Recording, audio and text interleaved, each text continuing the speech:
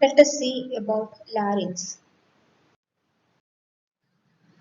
Larynx is otherwise called voice box. It is an organ located in the anterior neck. This is the anterior neck, this is the larynx. It is a component of the respiratory tract.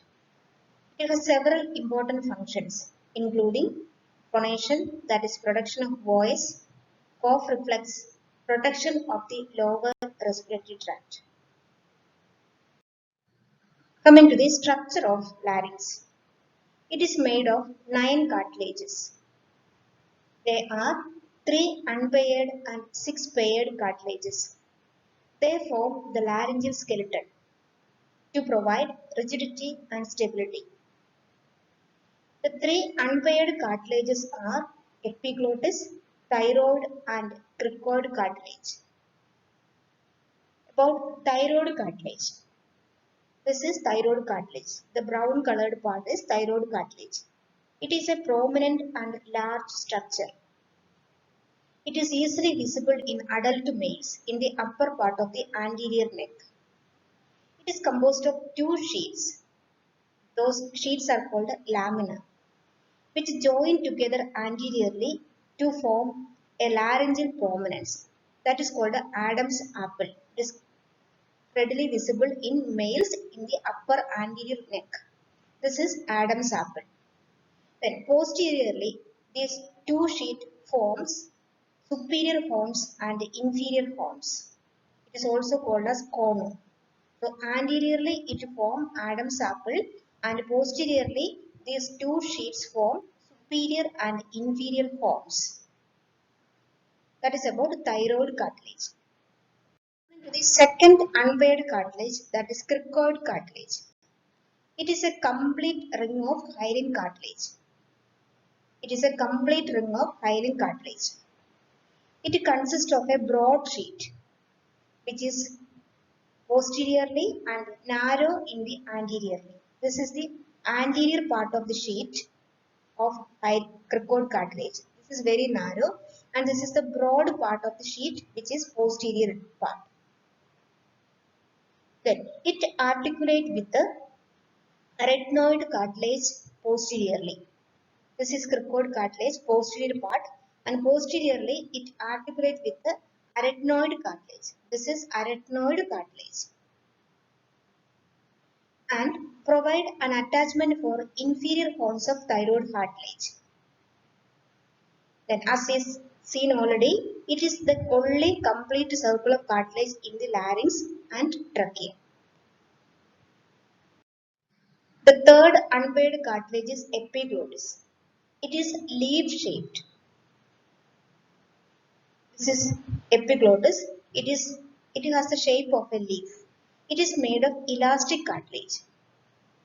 It marks the entrance to the pharynx. It acts as the gate or entrance to the pharynx. Its stalk, this is the stalk. It is attached to the anterior aspect of thyroid cartilage. During swallowing, the epiglottis closes the larynx and prevents aspiration. So thus we have seen the unpaired cartilages of the larynx. Now let us see about the paired cartilages. There are 3 paired cartilages: the arytenoid, corniculate and cuneiform cartilage. Arytenoid cartilage. This blue colored one in the picture is the arytenoid cartilage. As you can see here, it is pyramidal in shape. It sits on the cricoid cartilage. Then just above the arytenoid cartilage, violet colored minor cartilage you can see here, that is called a corniculate cartilage. Corniculate cartilage. It articulates with the apex of the arytenoid cartilage. Then the third is cuneiform cartilage. It is located within the fold of epiglottis.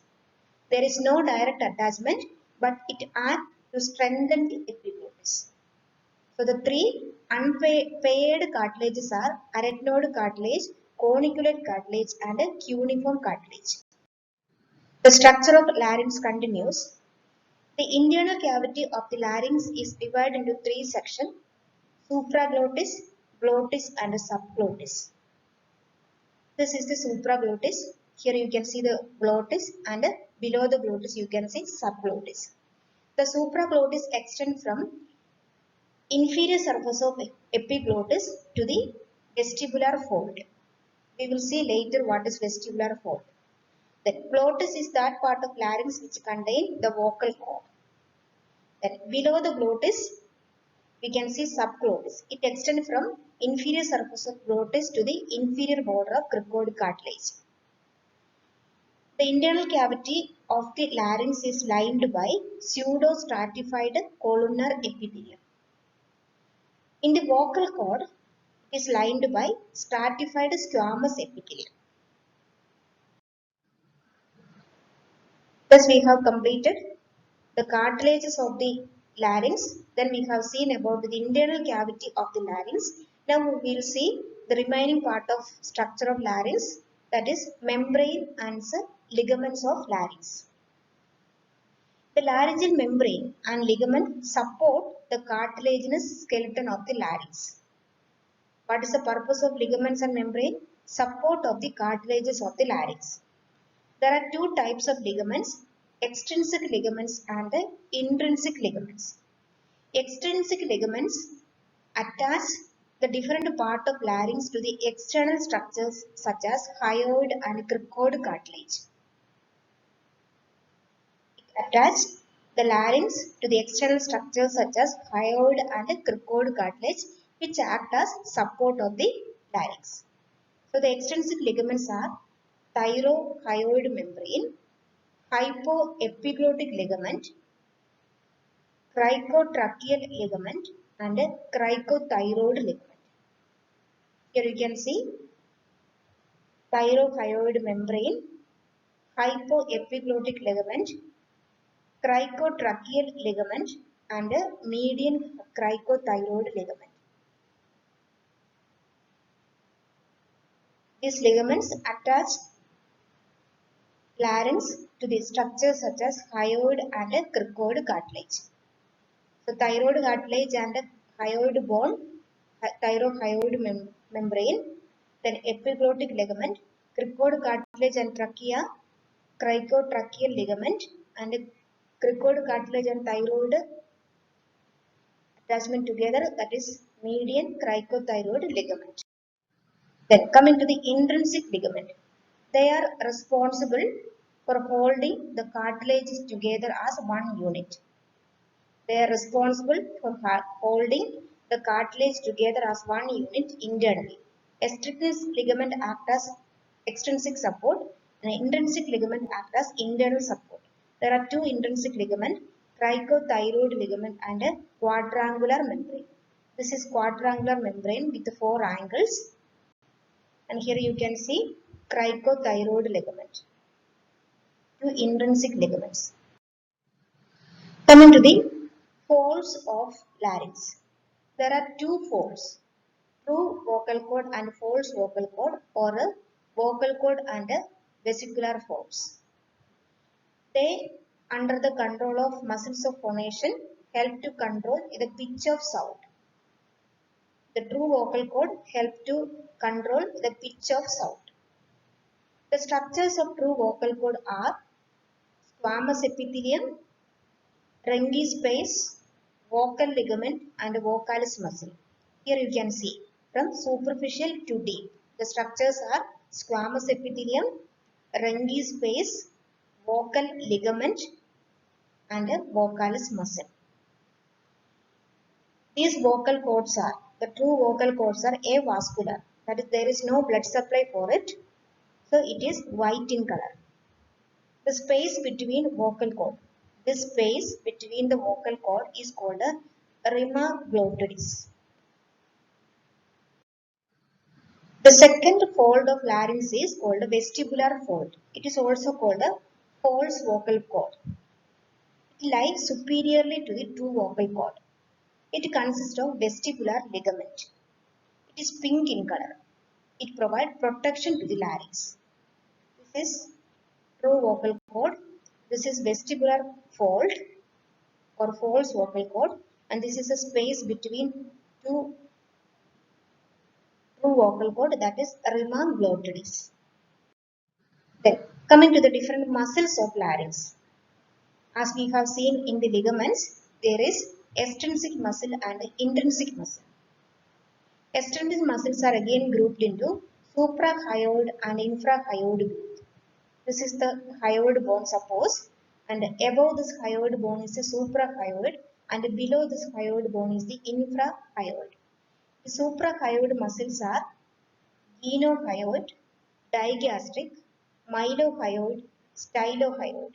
So, suprahyoid muscles have attachment to hyoid bone like genohyoid, mylohyoid and stylohyoid, and also digastric. The infrahyoid muscles also has attachment with the hyoid bone and different cartilages, thyrohyoid, sternothyroid, omphohyoid, sternohyoid and the superior belly of omphohyoid. This is inferior hyoid muscle, this is superior hyoid muscle. Coming to the intrinsic muscles of larynx, it acts on the components of larynx to control the shape of rima glottidis. It controls the internal muscles or intrinsic laryngeal muscle control the shape of rima glottidis and help in the phonation or production of sound. The intrinsic laryngeal muscles have attachment with the arytenoid cartilage. So there is transverse arytenoid, posterior cricoarytenoid, lateral cricoarytenoid, thyroarytenoid, also oblique arytenoid. The intrinsic muscles have attachment with the arytenoid cartilage. The extrinsic muscles have attachment with the hyoid bone. Coming to the position and relation of larynx. It is situated between third and sixth cervical vertebra. Superiorly, we can see the pharynx. Inferiorly, it is continuous with the trachea, or trachea is a continuation of larynx in the inferior part. Anteriorly, we can see infrahyoid muscle. Posteriorly, there is esophagus. And laterally, the border is the lobes of thyroid gland. Coming to the vasculature of larynx. The arterial supply is from superior laryngeal artery and inferior laryngeal artery. Superior laryngeal artery is a branch of superior thyroid artery and inferior laryngeal artery is a branch of inferior thyroid artery. The venous drainage is by superior and internal laryngeal veins. Come to the nerve supply or innervation. Both motor and sensory innervation is from branches of vagus nerve, namely recurrent laryngeal nerve and superior laryngeal nerve. The clinical relevance about larynx. There is a condition called vocal cord paralysis. As we have seen already, vocal cords are responsible for production of speech. This movement is controlled by intrinsic muscles of larynx. Majority of these muscles are innervated by recurrent laryngeal nerve. In the long run, the recurrent laryngeal nerves is susceptible to damage. The different causes of damage are RLN palsy, that is recurrent laryngeal nerve palsy or vocal cord paralysis. The 5 causes are lung tumor of the apex, thyroid cancer, aortic aneurysm, cervical lymphadenopathy, and iatrogenic lung damage. Iatrogenic damage means during thyroid surgery, due to close relationship with the inferior thyroid artery, this recurrent laryngeal nerve can be damaged. During thyroid surgery, recurrent laryngeal nerve can be damaged. That is called iatrogenic damage. Thus, we have completed the brief anatomy of larynx. Thanks for your patient listening.